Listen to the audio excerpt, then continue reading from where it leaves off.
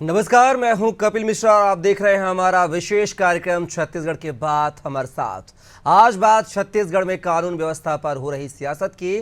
छत्तीसगढ़ में कानून व्यवस्था को लेकर भाजपा और कांग्रेस आमने सामने है। कांग्रेस का आरोप है कि जब से भाजपा सरकार आई है, छत्तीसगढ़ में कानून व्यवस्था की स्थिति बिगड़ चुकी है। कहीं थाने में ब्लेड चल जाती है तो कहीं बलौदाबाजार जैसी घटनाएं में कलेक्टर और एसपी कार्यालय को जला दिया जाता है। कांग्रेस ने पूरे प्रदेश में महिला अपराधों में वृद्धि और महिला तस्करी का मामला भी उठाया और आरोप लगाया कि महिलाओं की तस्करी करने वालों को मंत्री बचा रहे हैं, इसलिए अपराधियों के हौसले बुलंद हो चुके हैं। युवा कांग्रेस और एनएसयूआई ने कानून व्यवस्था की स्थिति को लेकर रायपुर में प्रदर्शन किया और गृह मंत्री के बंगले का घेराव करने की कोशिश भी की, जिसे पुलिस ने विफल कर दिया। इस बीच कांग्रेस के आरोपों पर पलटवार करते हुए भाजपा ने कहा है कि 5 साल सरकार में रहते हुए कांग्रेस ने कानून व्यवस्था की चिंता कभी नहीं की। यदि कांग्रेस चिंता करती तो छत्तीसगढ़ आपराधिक मानसिकता से बाहर निकल गया होता। कानून व्यवस्था पर कांग्रेस के सवाल कितने जायज हैं, यह जानने की कोशिश करेंगे। पहले कुछ आपको प्रतिक्रियाएं सुनवाते हैं। जब से छत्तीसगढ़ में भारतीय जनता पार्टी की सरकार बनी है, राज्य की कानून व्यवस्था बदहाल हो चुकी है। अपराधी बेलगाम हो गए हैं, अपराधी तो सरेआम छेड़खानी कर रहे हैं। पूरी सोसाइटी को अपराधियों के खिलाफ थाने का घेराव करना पड़ रहा है। मौधापाड़ा थाने के अंदर में ब्लेड चल जाती है, चाकूबाजी हो जाती है। बलौदाबाजार में सरेआम कलेक्टर और एसपी का कार्यालय जला दिया जाता है। कवर्धा में पिछले 5 महीने में 27 से अधिक मर्डर हो चुके हैं, उतने ही बलात्कार हो गए हैं। पूरे प्रदेश में सैकड़ों की संख्या में महिलाओं के साथ अत्याचार हुआ है। सरकार मूक बनी हुई है। महिलाओं की तस्करी शुरू हो गई है। महिलाओं के तस्करों को राज्य सरकार में बैठे हुए बड़े बड़े लोग बचाते हैं, उनके खिलाफ कार्रवाई नहीं होती। अपराधी तत्वों के हौसले बुलंद हो चुके हैं, अपराधी तत्व बेलगाम हो चुके हैं। भारतीय जनता पार्टी की सरकार से कानून व्यवस्था नहीं संभाल रही है। अभी देखिए, कुछ उनको अभ्यास करने दीजिए, अभी रिहर्सल है उनका। हाँ, हम लोग तो बहुत सारे हाथ पैर तोड़वाए हैं।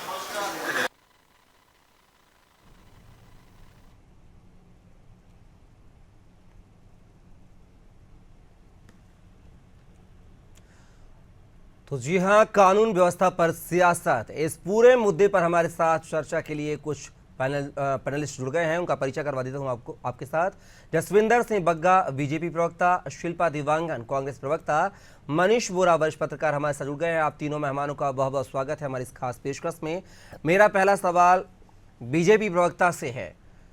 कानून व्यवस्था इतनी लचर क्यों है कि कांग्रेस को इसमें आकर प्रदर्शन करने की जरूरत पड़ी है? क्या आप सरकार चला रहे हैं, क्या कानून व्यवस्था लॉ एंड ऑर्डर को मेंटेन नहीं कर पा रहे हैं, इसलिए कांग्रेस को आपको सोती हुई नींद से जगाना पड़ रहा है?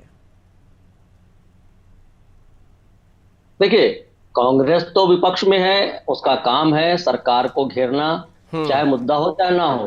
लेकिन आप तो प्रबुद्ध पत्रकार हैं, मुझे लगता है आपको बड़े निष्पक्ष भाव से और इस बात को ध्यान में रखते हुए इस सरकार को सत्ता में आए सिर्फ 6 महीने हुए हैं, इस सरकार के साथ थोड़ा सा आप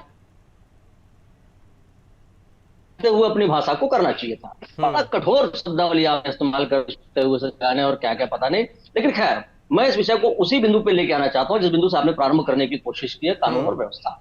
और मुझे लगता है मैं अपनी विष्णुदेव साय की सरकार को, माननीय गृह मंत्री विजय शर्मा जी को और पूरे भारतीय जनता पार्टी की टीम को बधाई देना चाहता हूं, जिन्होंने इस 6 महीने के छोटे से अल्प अवधि में ही छत्तीसगढ़ की राजधानी को फिर से उसके पुराने नाम को देने की कोशिश की है।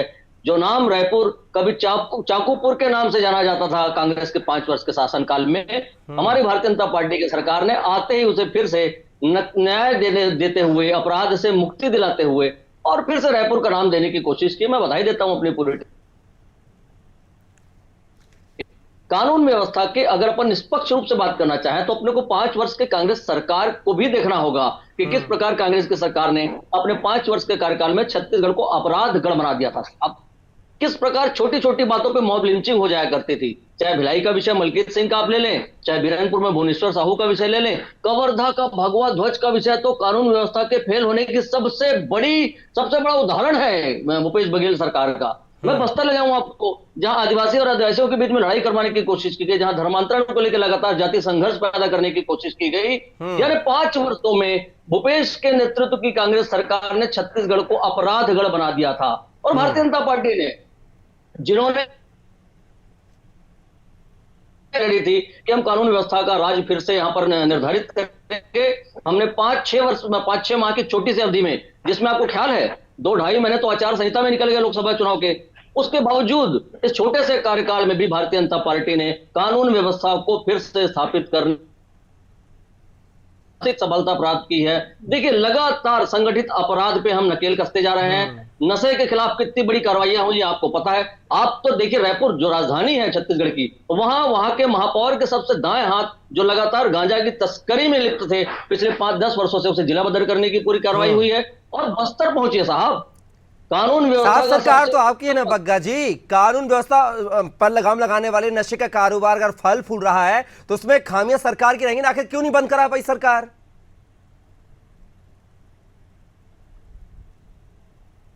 बग्गा जी, आवाज मिल रही है?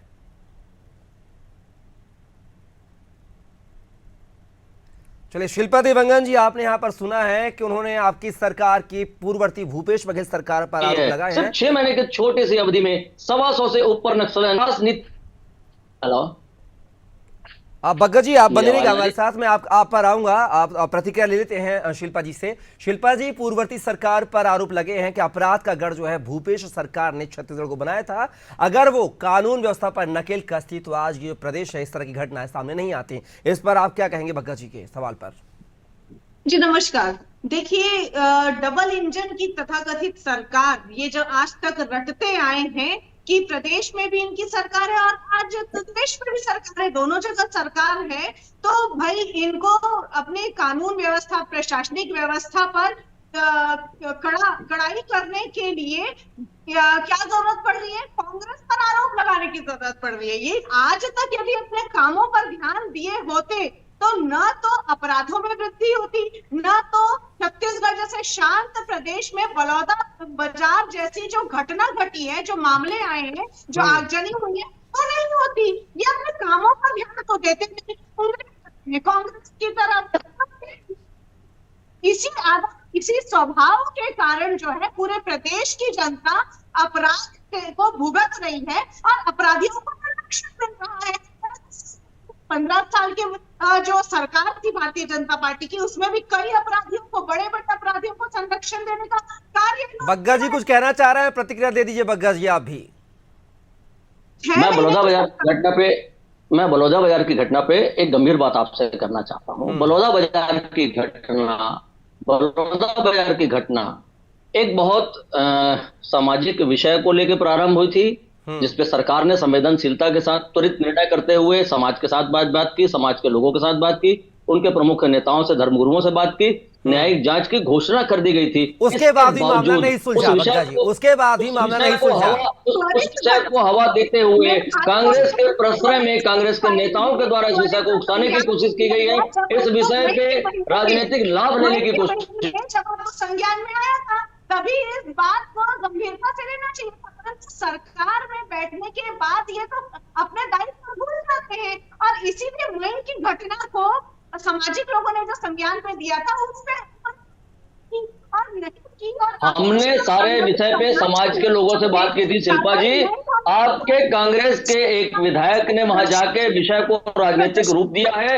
आपके कांग्रेस के बड़े नेताओं के संरक्षण में उस विधायक ने वहां जाके सामाजिक लोगों को उकसाया है, भड़काया है और उन्हें इस प्रकार के कृत्यों के सारे संसाधन मुहैया कराए हैं।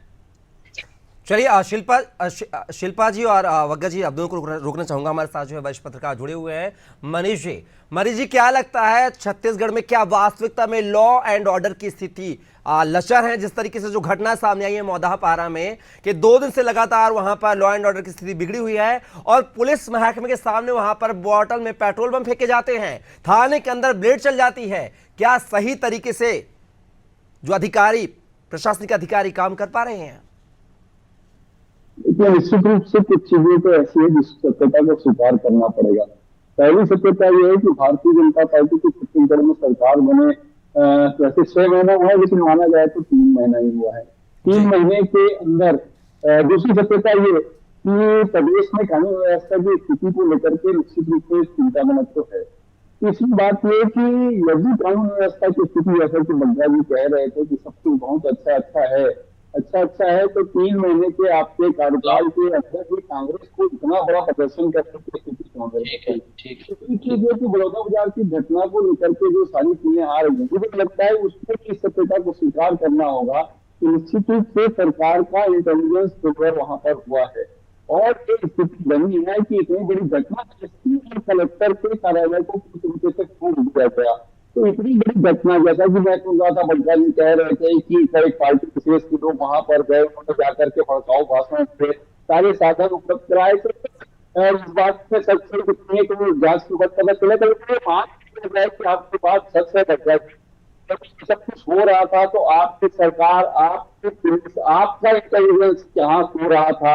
आपको इस बात की समझ क्यों नहीं लगी कि इतनी बड़ी घटना को अंजाम देने की कितनी बड़ी साजिश? जिस बात को लेकर के आप आज कहीं यूनिट में कह रहे हैं कि वो लोग ऐसा करने की कानून कर रहे, जब आपको आज पता चल रहा है इंटेलिजेंस फेलियर कहा जाएगा ना सख्त तौर पर सरकार को, घटना को अंजाम देने के लिए पूरा वहां पर रचना रखी जाती है और सरकार को, इंटेलिजेंस को, पुलिस प्रशासन को किसी को खबर नहीं लगती और एसपी और कलेक्टर के कार्यालय को पूछ दिया जाता है। ये तो बात फिरोजा बाजार की घटना को लेकर थी। दूसरी बात, राजधानी रायपुर में जो घटनाएं हो रही है निश्चित रूप से वो चिंताजनक है। सरेआम महिलाओं की चैन खींची जा रही है, 1 नहीं, 2 नहीं, 3 नहीं, 4 नहीं, लगातार ऐसी घटनाएं हो रही है। चाकूबाजी की घटनाएं खुलेआम हो रही है। जिस बात को बग्गा जी कह रहे थे कि रायपुर को हम वापिस रायपुर नाम में लेकर के आए हैं, पहले उसका नाम चाकूपुर हो गया था, छत्तीसगढ़ का नाम अपराधगढ़ हो गया था। तो बग्गा जी, मुझे ऐसा लगता है कि इन सारी चीजों को आप लोगों को भी ध्यान देने की आवश्यकता है। जो सत्यता है बग्गा जी, बड़े आरोप आप लग रहे हैं। निश्चित रूप से जो भी घटनाएं घटी हैं उन घटनाओं को लेकर के आपको संजीदा होना चाहिए और कानून व्यवस्था की स्थिति जो है उसमें सुधार का प्रयास करना चाहिए। बिल्कुल बिल्कुल मनीष जी, जवाब लेते हैं। मनीष जी जवाब लेते हैं बग्गा जी से। समय सीमा की थोड़ी सा प्रतिबंधिता है। बग्गा जी, यहाँ पर मनीष जी ने तमाम सवाल खड़े कि सत्ताधारी पार्टी है, आपको लॉ एंड ऑर्डर मेंटेन करने की जिम्मेदारी है, आप किसी भी तरीके से बचाव निद्रा में नहीं आ सकते हैं। दूसरा सवाल मेरा ये है, बग्गा जी आप बोलते हैं कि बड़ी आसानी से कि मीडिया ने ये दिखा दिया वो दिखा दिया। अभी आप बोल रहे थे जो एंकर पार्ट सुन रहे थे आप, मीडिया तो सही दिखाएगी ना सर, जब आपकी सरकार नहीं थी तब भी दिखाती थी, आपकी सरकार है अब भी दिखा रही है।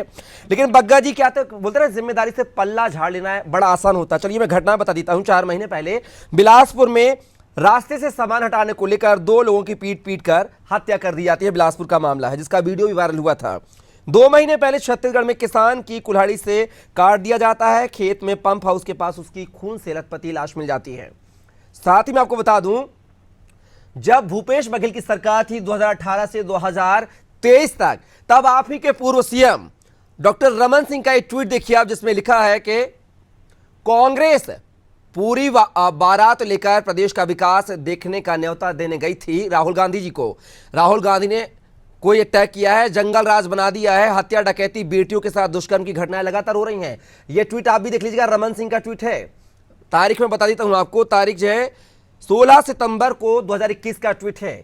जब सरकार कांग्रेस की थी तो आरोप बड़ी आसानी से लगा देते थे आप लोग कि हत्या डकैती लूट की वारदातें हो रही हैं। अब आपकी सरकार है, जब वही पुनरावृत्ति हो रही है बग्गा साहब, तो सवाल खड़े होना लाजमी है ना। मैं आपके किसी सवाल से ना किनारे कर रहा हूँ सवाल को और ना भाग रहा हूँ, मैं जवाब देने के लिए ही यहाँ बैठा हुआ हूँ। और मैं मनीष जी की बातों से इत्तेफाक भी रखता हूँ, क्योंकि सरकार हमारी है, भारतीय जनता पार्टी की सरकार है, इसलिए प्रदेश की सारी व्यवस्थाओं, जिसमें कानून व्यवस्था भी है, सारी व्यवस्थाओं की जवाबदारी तो हमारी ही है। और सरकार, अच्छी सरकार होती क्या है? अच्छी सरकार वही होती है जो प्रदेश की बाकी सारी व्यवस्थाओं को भी सुचारू रूप से चलाने की कोशिश करे और सफलतापूर्वक कोशिश करे, और साथ ही अच्छा विपक्ष भी हो, तभी अच्छी सरकार चलती है। ये भी मानते हैं ना बग्गा जी? आप मुझे बोलने देंगे तो मैं कहूँगा। जी बग्गा जी, पिछली बार भी मेरी बात को काट दीजिए। नहीं बग्गा जी, पर्याप्त समय दिया जा रहा है, बात को पूरा कीजिए। मैं बलौदा बाजार के विषय में भी आपसे इसी बात के लिए निवेदन कर रहा था कि वहां भी कानून व्यवस्था को बनाने की कोशिश की गई, लेकिन जिस प्रकार से वह लोग अचानक उत्तेजित हुए और जिस प्रकार से अचानक अराजक एक वातावरण पैदा हुआ, अगर वहां पर कानून व्यवस्था को निर्धारित करने के लिए कोई कठोर कदम उठा ले जाते प्रशासन के द्वारा तो किसी प्रकार की कैजुअलिटी की संभावना बन सकती थी। उसको टालने के लिए प्रशासन ने अपने कदम पीछे खींचे थे और मैं स्वीकारता हूं, मैं इस बात को फिर से स्वीकारता हूं कि कानून व्यवस्था को बनाए रखने की जवाबदारी वहां के स्थानीय प्रशासन की थी और प्रदेश के हिसाब से हमारी भाजपा सरकार की है। बग्गा जी इंटरप्ट करूंगा, समय की सीमा समय सवाल ज्यादा हो जाए, जवाब कम शब्दों में मिले मुझे। चलो, बलौदा बाजार की घटना पर आपने जिम्मेदारी ली कि कहीं ना कहीं हमारी चूक रह जाती है। मौदा पारा में पिछले 2 दिन से जो घटनाक्रम चल रहा है, पुलिस के सामने बम फेंके जाते हैं, पेट्रोल बम फेंके जाते हैं, थाने के अंदर ब्लेड चलती है, इसको लेकर 2 दिन का समय जो पर्याप्त नहीं था कि आपके पास लॉ एंड ऑर्डर को मेंटेन करने के लिए? इस पर भी थोड़ा सा जवाब दे दीजिए आप। देखिए, आपको थोड़ा सा इस विषय को घटनाओं के संदर्भ में भी और पूरी समग्रता से भी समझने की आवश्यकता है। एक सरकार कैसे काम करती है, कोई घटना होती है उस पे उस सरकार का त्वरित एक्शन कैसा होता है। मान लीजिए कवर्धा का विषय आया, मैं सुन रहा था कांग्रेस के प्रवक्ता को, कवर्धा में इतने महीने में इतने सारे हत्याएं हो गई। साहब, जिस समय घटना हुई कवर्धा में तुरंत पुलिस एक्शन में आती है और तुरंत अपराध पंजीकृत करके और लोगों को गिरफ्तार करती है। ये होती है सरकार के त्वरित एक्शन लेके कार्य करने की पद्धति। और ये विष्णु देव साय की संवेदनशील सरकार है। विश्वास रखिए, जो मतलब 3 महीने तो हुए ना सरकार को बैठे हुए, 5 वर्षों में जिस प्रकार से कानून व्यवस्था को बिगाड़ने का काम भूपेश की कांग्रेस सरकार ने किया है, जिस प्रकार इस प्रकार के अराजक तत्वों को प्रश्रय देने का काम किया है, और मैं फिर से कहता हूं कि छत्तीसगढ़ को अपराधगढ़ बनाने का काम जो किया था कांग्रेस की सरकार ने, उसे ठीक करने में थोड़ा सा समय तो हमें लगेगा ना। और उसी समय की ही प्रतीक्षा रखिए। अगर 3 महीनों में हमने बस्तर में नक्सल विषय पर बड़ी सफलता प्राप्त की है, छत्तीसगढ़ में अपराधों पर अंकुश लगाने पे हम कामयाब हुए हैं, छत्तीसगढ़ को अपराधगढ़ की श्रेणी से बाहर रखने में हम कामयाब हो गए हैं, रायपुर को चाकूपुर की श्रेणी से हम रखने में बाहर रखने में कामयाब हो गए हैं। विश्वास रखिए, पूरे छत्तीसगढ़ में कानून और व्यवस्था को बनाए रखने में सरकार सक्षम होगी। और ये डबल इंजन की सरकार जिसका उल्लेख आपने शिल्पा जी किया था, ये डबल इंजन की सरकार तो उत्तर प्रदेश से भी प्रेरणा लेके काम कर रही है। इस बात को ख्याल रखिएगा। चलिए, शिल्पा जी और मैं बग्गा जी दोनों को रुकना चाहूंगा। ये बताइए बग्गा जी, तो ये मान लिया जाए कि 3 महीने की सरकार अभी सरकार है। शिल्पा जी, मैं आप पर आ रहा हूं। बग्गा जी से पहले जवाब ले लूं, आश्वासन ले लूं कि बग्गा जी क्या मानते हैं कि 3 महीने के बाद जो बाकी का जो समय बचा है, यानी 4 साल और 9 महीने, तो क्या इसमें है जो कानून व्यवस्था जो है पिछली सरकार से अच्छी रहेगी, इस बार दुरुस्त रहेगी, चुस्त रहेगी? 100% भारतीय जनता पार्टी की कार्य पद्धति ही ऐसी है कि जनता को विश्वास होता है। अगर नहीं होता तो 15 वर्ष जब भारतीय जनता पार्टी ने सरकार चलाई थी और जब कांग्रेस को मौका मिला था तो जनता ने कांग्रेस को 5 वर्ष में क्यों हटा दिया साहब? इसी कारण से कि कांग्रेस इसी कारण से आपको बग्गा जी रहती है और भारतीय जनता पार्टी व्यवस्थाओं को सुचारू रूप से चलाने में सफल रहती है। जनता का विश्वास इसलिए भारतीय जनता पार्टी के साथ है। आप केंद्र में भी देखिए, 10 वर्ष बग्गा जी आपने मोदी जी को तीसरी बार नेतृत्व करने जी बिल्कुल बग्गा जी 2028 तक आपको भी इंतजार करना होगा। सरकार अच्छे से नहीं चला पाए तो जनता बदल भी देगी आपकी सरकार को, भी मान के चलिएगा। हाँ शिल्पा जी बताइए, क्या प्रतिक्रिया देना चाहती हैं? कपिल जी, मैं ये कहना चाहती हूँ कि भारतीय जनता पार्टी की जो सरकार के लॉ एंड ऑर्डर है उसकी पोल खुल गई है। इनको ये एक्सेप्ट करना पड़ेगा। ये तो महंगाई और बेरोजगारी पर आज तक उतर करते थे, अब ये तो बलौदा बाजार जैसी घटनाओं में बिलासपुर क्षेत्र में घटना बता रहे थे, उसमें 4 बच्चियों के साथ रेप भी हुआ था। ये तो रेप में है और सरकार संवेदनशील बताती है, जनता पीड़ित है। आज कल में ही मैंने सुना कि रायपुर जैसे क्षेत्र में बच्चे नशाखोरी कर रहे हैं, नशे पर रहे और 4-5 सालों से ये शराबबंदी के बोल करके नशाबंदी को बोल करके। अरे शिल्पा जी बड़ी बात मत कीजिए। शिल्पा जी आपकी सरकार ने नशाबंदी का जो है मैनिफेस्टो में वादा किया था, 5 साल शासन की, आप शराबबंदी नहीं कर पाए, ये सवाल वाजिब नहीं उठाना। खैर बग्गा जी क्या कुछ कहना चाह रहे हैं? एक लाइन में जवाब दीजिए बग्गा जी। मैं यही कह रहा था साहब कि नशाबंदी की बात इन्हें करने की आवश्यकता नहीं है। शराबबंदी पर भी लोगों को धोखा दे चुके हैं। और फिर कहता हूं, आप रिकॉर्ड उठा के देखिए पिछले 6 महीनों में किस प्रकार प्रदेश में गांजे के खिलाफ, कोकीन के खिलाफ, ड्रग्स के खिलाफ कितना बड़ा वातावरण हमने खड़ा किया और कितनी बड़ी बड़ी कार्रवाइयां हमने की हैं। इसी बात को तो मैं बार बार कह रहा हूं कि 6 महीने की सरकार ने कानून व्यवस्था बनाए रखने के लिए और अपराधों पर अंकुश लगाने में जो कामयाबी पाई है, लोगों को दिख रहा है। कांग्रेस विपक्ष में है, कांग्रेस की मजबूरी है सरकार का विरोध करना, उसके पास मुद्दा हो। आपने भी तो विरोध किया साहब, जब आप विपक्ष में थे तो वो कर रहे, तो गलत क्या उसमें? शिल्पा जी चलिए, शिल्पा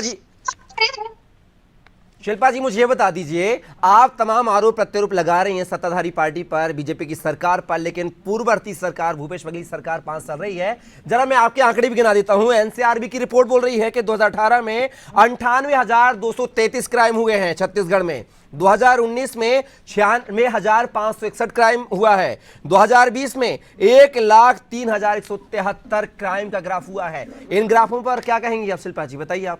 वो भी तब जब कोरोना का काल था। इस बात को देखिए, उल्लेखित कीजिए। अपराधों में नियंत्रण करने की कांग्रेस सरकार संवेदनशीलता से कार्य करती, कम से कम कार्रवाई 24 ये तो संज्ञान में आने के बाद भी सामाजिक मूल्यों को हटाते हुए 15 दिन तक हमारी सरकार में प्रशासनिक शासन की व्यवस्था इतनी तगड़ी थी, इतनी अच्छी थी, इतनी सुचारू थी कि हम कंट्रोल करने की कोशिश करते थे। ये तो करने की कोशिश ही नहीं करते। संज्ञान में आती है बातें, उसके बाद भी ये तो उस पर स्टॉप करने के ना तो व्यवस्था बनाते हैं और उसको बढ़ावा देने के लिए करते हैं, अपराधियों को संरक्षण देते हैं। महिला आ गए हैं सामने, उसको पकड़ने की बजाय इनके नेता उन्हें संरक्षण। शिल्पा जी, तो आपके शासनकाल में भी हुआ है, कहां लगाम लग पाई है? ये अभी तो 5 साल सरकार को राज करने दी, उसके बाद उनके इनके आंकड़े भी हम पेश करेंगे जनता के सामने, आपके सामने।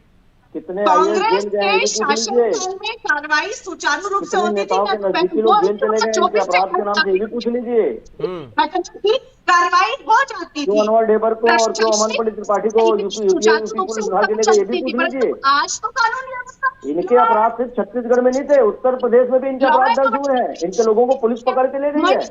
जैसे जल रहा था, ये नेग्लेक्ट कर रहे थे। आज 2 सालों से आईएएस अंदर है अपराध के कारण, और उस अपराध के कारण जिसे प्रश्रय कांग्रेस की सरकार ने दिया।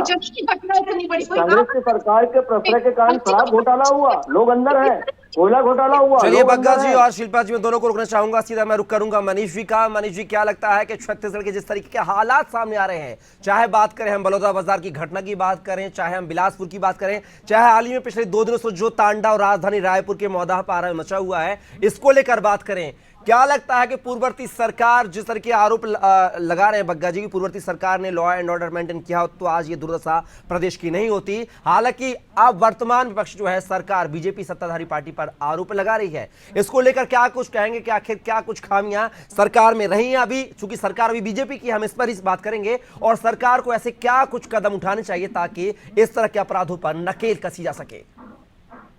देखिए, निश्चित रूप से आपने जो कहा, मैं आपकी बात से सहमत। सबसे महत्वपूर्ण चीज मैं 2 लाइनों में कहना चाहूंगा कि झूठ चेहरे की कही और मैं आईना साफ करता रहा। मतलब दोनों ही पार्टियों के शासनकाल में आपराधिक घटनाएं बढ़ी थी। कांग्रेस शासनकाल के आंकड़े आपने निश्चित रूप से बताया, और भाजपा के 3 साल का जो अभी 3 महीने का जो समय निकला है, उसके दरमियान जो घटनाएं हुई है वो जनता के सामने है। तो दोनों के समय घटनाएं हो रही है, लेकिन लगता है कि पुलिस व्यवस्था, कानून व्यवस्था को, और सबसे बड़ी चीज है कि इंटेलिजेंस को मजबूत करने की आवश्यकता है। देखिए, अपराध होने के बाद आपने पुलिस कार्रवाई की, वो तो बहुत बड़ा काम आपने नहीं किया, क्योंकि अपराध हुआ उसके बाद आपने कार्रवाई की। अपराध होने से रोकना ज्यादा महत्वपूर्ण है, और इसके लिए सबसे महत्वपूर्ण बात है कि आपको इंटेलिजेंस जो है वो मजबूत होना चाहिए। घटना होने से पहले, घटना होने के बारे में जानकारी इंटेलिजेंस के माध्यम से आपके पास आना चाहिए, और उस घटना को होने से रोका जाए, तब आप पुलिसिंग और आपकी कानून व्यवस्था को सुदृढ़ माना जा सकता है। तो मुझे लगता है कि इस बात को समझने की आवश्यकता है, और इस दिशा में काम करने की आवश्यकता है। इंटेलिजेंस जो है उसको मजबूत करने की आवश्यकता है, कानून व्यवस्था को मजबूत करने की आवश्यकता निश्चित रूप से है। बग्गा जी, मुझे लगता है मनीष जी ने जो चीजें बताई हैं इंटेलिजेंस को लेकर, जो सवाल खड़े किए, उन पर भी आप शायद संवेदनशीलता रखेंगे, और आगे इस तरह के लॉ एंड ऑर्डर की स्थिति जो है अब सामान्य होगी, ऐसा हमारा कहना है, मनीष जी का भी कहना है। फिलहाल के लिए आप तीनों मेहमान हमारे इस चर्चा का हिस्सा बने, उसके लिए बहुत बहुत शुक्रिया बग्गा जी, शिल्पा जी और मनीष जी। लेकिन देखना होगा, कानून व्यवस्था पर सियासत तो हो रही है, लेकिन इस कानून व्यवस्था को लेकर सत्ताधारी पार्टी आखिर कितना क्या कुछ रुख अख्तियार आगे आने वाले समय में करती हुई नजर आएगी, ये देखना दिलचस्प होगा। क्या इंटेलिजेंस क्या फेलियर है सरकार का, जिस वजह से इस तरह की घटनाएं सामने आती हैं, या फिर नशे के काले कारोबार पर भी लगाम लगाने की जरूरत है छत्तीसगढ़ सरकार को? ये देखना होगा आने वाले समय में क्या कुछ फैसले लेती हुई सरकार नजर आएगी। फिलहाल के लिए हमारी इस खास पेशकश में बस इतना ही। आप बने रहिए अनादि टीवी के साथ। नमस्कार।